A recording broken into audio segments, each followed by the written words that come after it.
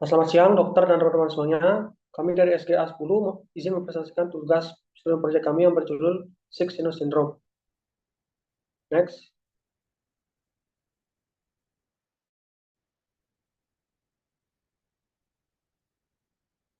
Berikut ini adalah anggota kami yang terdiri dari 20 orang. Next. Baik, dimulai dari latar belakang. Sebelumnya, perkenalkan saya Andika dengan 3 izin Raker 45. Izin untuk mempresentasikan mengenai latar belakang dari Six Sinus Syndrome. Jadi, Six Sinus Syndrome atau disebut juga dengan disfungsi nodus sinus adalah penyakit jantung yang disebabkan oleh gangguan S-anode sebagai pacemaker atau alat pacu jantung dalam tubuh. Sampai saat ini, penyakit ini masih menjadi salah satu penyakit berbahaya karena menyebabkan kondisi penderitanya memburuk secara perlahan dan mengharuskan menggunakan bantuan alat pacu jantung. Six Sinus Syndrome sering terjadi pada usia tua, terutama lebih dari 65 tahun. Hal ini karena semakin tua usia sel penyusun S-anode jumlahnya semakin menurun. Selain itu juga bisa disebabkan oleh beberapa penyakit lainnya seperti jantung koroner, hipertensi, dan konsumsi obat-obatan aritmia. Umumnya penyakit ini pada penderitanya menunjukkan gejala klinis aritmia baik bradikardi ataupun takikardi, lemas, pusing, dan pada pemeriksaan EKG menunjukkan suatu abnormalitas. Mungkin sekian yang dapat saya sampaikan, akan dilanjutkan oleh teman saya. Terima kasih.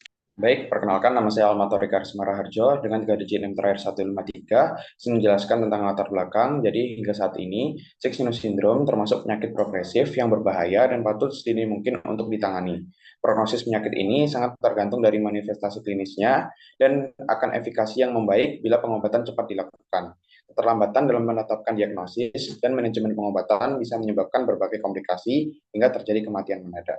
Baik, sekian dari saya akan lanjutkan oleh rekan saya. Terima kasih. Baik, terima kasih untuk kesempatannya. Sebelumnya perkenalkan saya Wayan Kosiwa Mahendra dengan NIM 010, izin untuk melanjutkan ke bagian berikutnya. Untuk rumusan masalah dari studi proyek kami, yang pertama, apa definisi dan bagaimana epidemiologi dari Six Sinus Syndrome, kemudian bagaimana etiologi dan faktor risiko Six Sinus Syndrome, kemudian bagaimana patofisiologi dari Six Sinus Syndrome itu sendiri, kemudian bagaimana manifestasi klinis dari Six Sinus Syndrome, kemudian bagaimana diagnosis klinis dari Six Sinus Syndrome, kemudian bagaimana tata laksana Six Sinus Syndrome, kemudian bagaimana diagnosis banding dari Six Sinus Syndrome, dan bagaimana prognosis Six Sinus Syndrome. Baik, mungkin bisa di next. Nah, untuk tujuannya, di sini untuk mengetahui definisi dan epidemiologi dari Six Sinus Syndrome, kemudian untuk mengetahui etiologi dari faktor risiko dari Six Sinus Syndrome, kemudian untuk mengetahui patofisiologi dari Six Sinus Syndrome itu sendiri, kemudian untuk mengetahui manifestasi klinis Six Sinus Syndrome, kemudian untuk mengetahui diagnosis Six Sinus Syndrome, dan untuk mengetahui tata laksana Six Sinus Syndrome, untuk mengetahui diagnosis banding dari Six Sinus Syndrome, serta untuk mengetahui prognosis dari Six Sinus Syndrome itu sendiri. Mungkin bisa di next. Selanjutnya untuk manfaatnya, diharapkan untuk bagi mahasiswa kedokteran itu dapat menambah wawasan kita sebagai penulis mengenai Six Sinus Syndrome. Kemudian memang menambah wawasan sebagai mahasiswa kedokteran untuk memahami hal-hal yang berkaitan dengan Six Sinus Syndrome, mulai dari definisi hingga bagaimana prognosis penyakit ini. Kemudian bagi seluruh sivitas akademika diharapkan dapat menambah pengetahuan dan wawasan pembaca serta bisa dijadikan sumber referensi tertentu bagi mengenai Six Sinus Syndrome. Kemudian yang ketiga, bagi masyarakat diharapkan dapat menambah wawasan masyarakat mengenai Six Sinus Syndrome sehingga masyarakat dapat mencegah keterpurukan yang mungkin terjadi. Baik, mungkin sekian dari saya. Selanjutnya bisa dilanjutkan oleh rekan saya. Terima kasih. Baik, perkenalkan nama saya Nika Ade Ananda Satya Dwiyanti dengan 3 digit NIM terakhir 035, izin menjelaskan mengenai definisi dan epidemiologi dari Six Sinus Syndrome. Six Sinus Syndrome atau disfungsi nodus sinus merupakan suatu gangguan pada impuls sinus atrial yang disebabkan oleh gangguan fungsi alat pacu jantung dan transmisi impuls yang menghasilkan konstelasi irama abnormal. Six Sinus Syndrome ini cenderung menyebabkan yang pertama, irama detak jantung menjadi lambat atau bradikardia, yang kedua dapat menyebabkan jeda atau jarak waktu antar detak jantung, yang ketiga menyebabkan detak jantung yang tidak teratur atau aritmia, dan yang terakhir menyebabkan irama jantung yang terlalu cepat atau takikardia.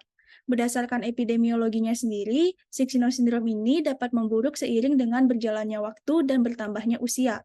Banyak terjadi pada dewasa tua daripada pada anak-anak, dan biasanya menyerang pada usia 68 tahun. Kejadiannya antara pria dan wanita itu sama. Sekian dari saya, akan selanjutnya dijelaskan oleh rekan saya. Terima kasih. Baik, saya izin untuk melanjutkan presentasi. Sebelumnya saya pada Kemesti yang 3 di terakhir 022. Nah, faktor etiologi dari sinus sindrom ini diklasifikasikan jadi dua, yaitu secara intensif dan juga ekstensif. Untuk secara intensif ada beberapa hal yang menyebabkan sinus sindrom, yang pertama dari faktor akut, kardiomyopati, congenital yang channel dysfunction, cognitive tissue disease, dan juga emboli pada SA. Dari ekstensif sendiri itu ada diabetes mellitus, SXC atau vagal tone, dan juga hipertensi, ada juga penggunaan obat-obatan seperti obat-obat anti-aritmia kelas 1 dan kelas 3, lalu metabolic abnormalities seperti misalnya hiperkalemia, hipokalemia, hipotermia, dan hipotiroidisme. Nah, patologi secara intensif terjadi pada nodus sinus itu bisa merupakan hasil dari fibrosis jaringan nodus yang menyebabkan eksternal dan yang mempengaruhi fungsi nodus SA. Sementara secara intrinsik, sinus sindrom paling umum disebabkan oleh degenerasi dari nodus SA terkait usia, disfungsi nodus sinus, yang dapat disebabkan oleh kelainan bawaan, aritmia, maupun gangguan infiltrasi. Oke, sekian dari saya, bisa lanjutkan teman saya. Terima kasih. Baik, selanjutnya saya Nilo Putu Larasati Prabawning Tias dengan 3 digit 6 terakhir 160, izin untuk memaparkan terkait dengan patofisiologi sick sinus syndrome. Sebelum beralih ke patofisiologi, berikut merupakan paparan dari mekanisme fisiologinya. Jadi, SA node atau sinoatrial node itu tersusun atas miosit atrial yang berdiferensiasi menjadi dua jenis sel, yakni ada sel P sebagai pacemaker dan sel T sebagai sel transisional. Di mana untuk impuls sendiri itu berasal dari SA node, setelah itu berlanjut ke AV node, selanjutnya ke bundle of His yang bersambung menjadi dua, ke kanan dan ke kiri, lalu akan dilanjutkan oleh serabut-serabut Purkinje. Apabila suatu ketika sel-sel tersebut mengalami disfungsi atau proses tersebut mengalami suatu abnormalitas, maka akan terjadi patofisiologi yang akan menyebabkan terjadinya sick sinus syndrome.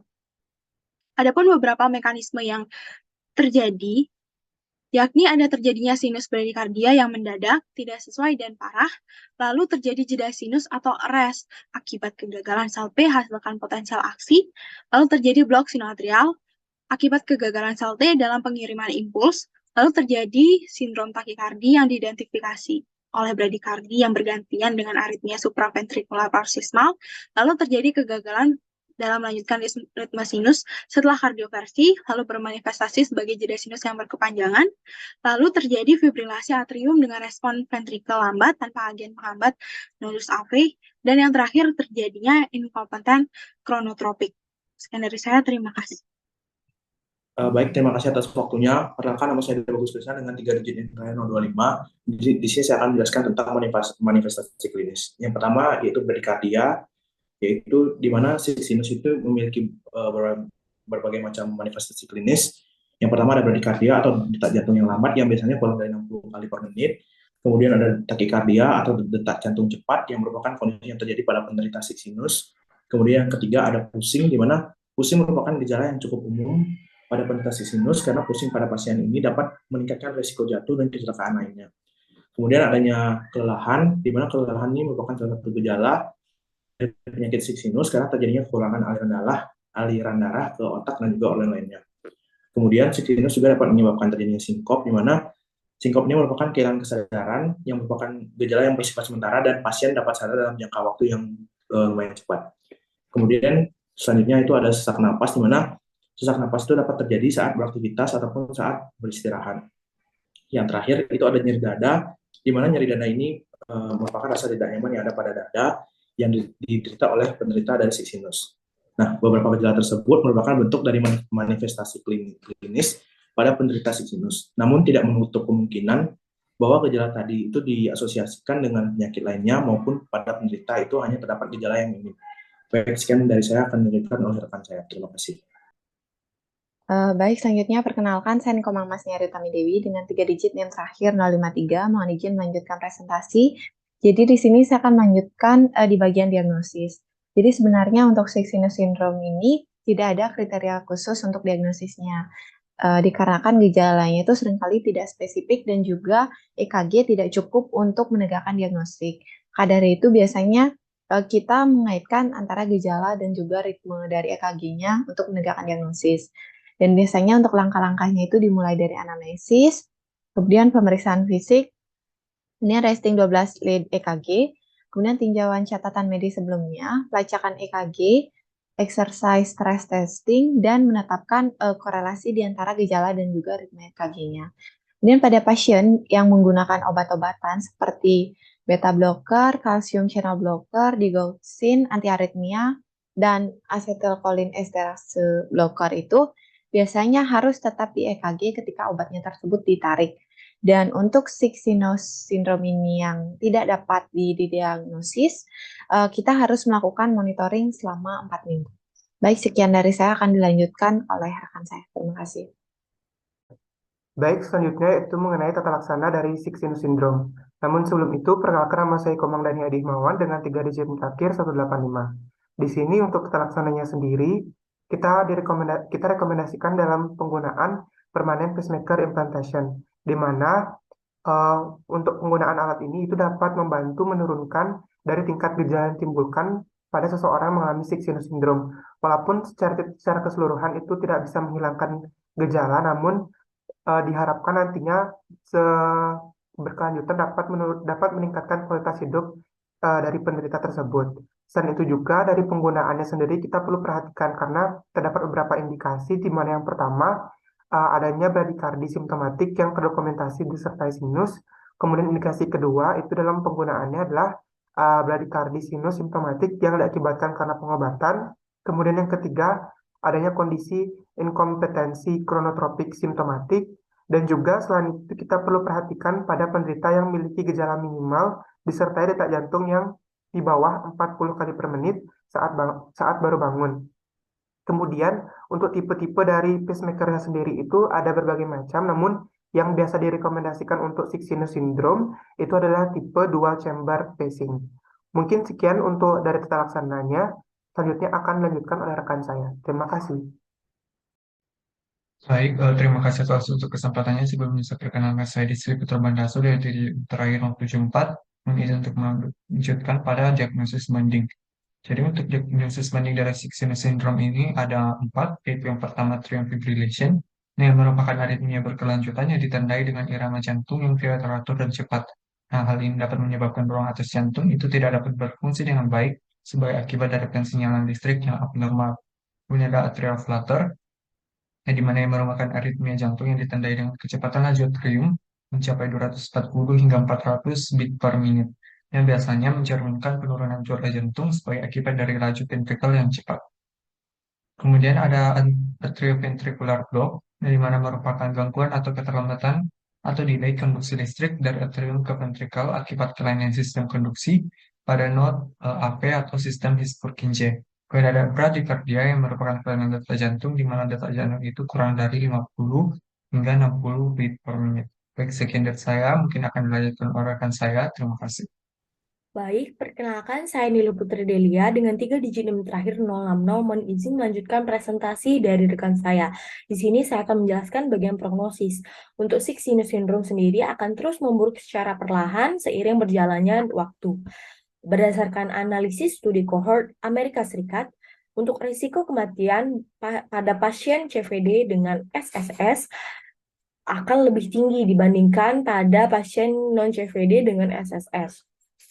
Pasien SSS memiliki risiko stroke dan PJK yang lebih tinggi yang berhubungan dengan SSS terhadap insiden atrial fibrillation dan gagal jantung yang lebih tinggi. Untuk komplikasi lainnya yaitu dapat berupa sudden cardiac arrest, sinkop dan persinkop, iskemia miokard, terganggunya aliran darah jantung yang menyebabkan kerusakan organ lain seperti fungsi otak dan ginjal, serta kematian mendadak.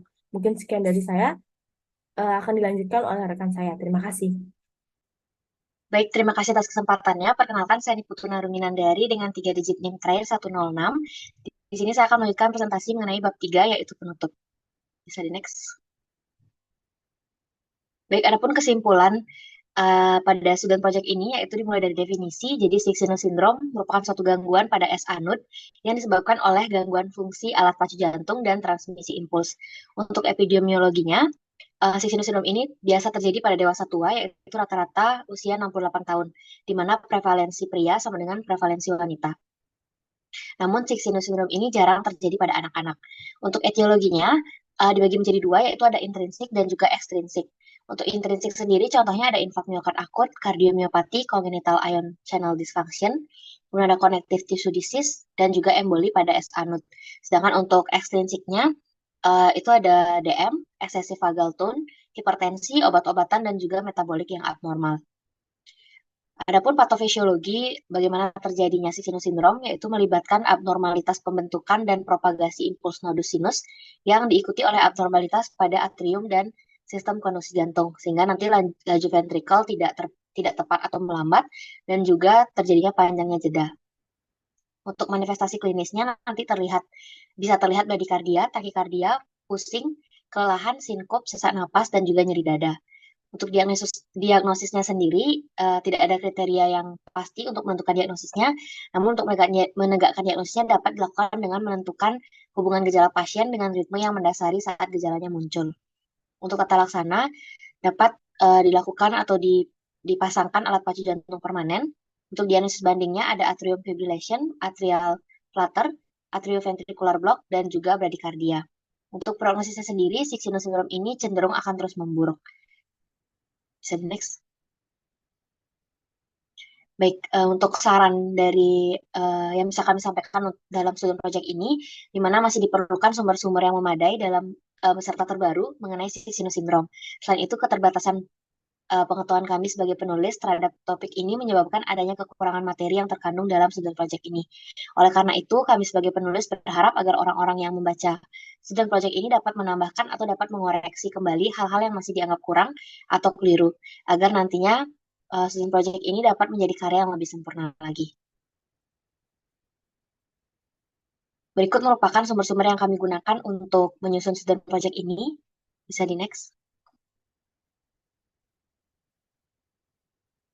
Baik, sekian presentasi dari kami, dari SGDA 10. Kami ucapkan terima kasih atas perhatiannya. Kami mohon maaf apabila ada kekurangan. Kami akhiri dengan Param Santi. Om Santi, Santi, Santi Om.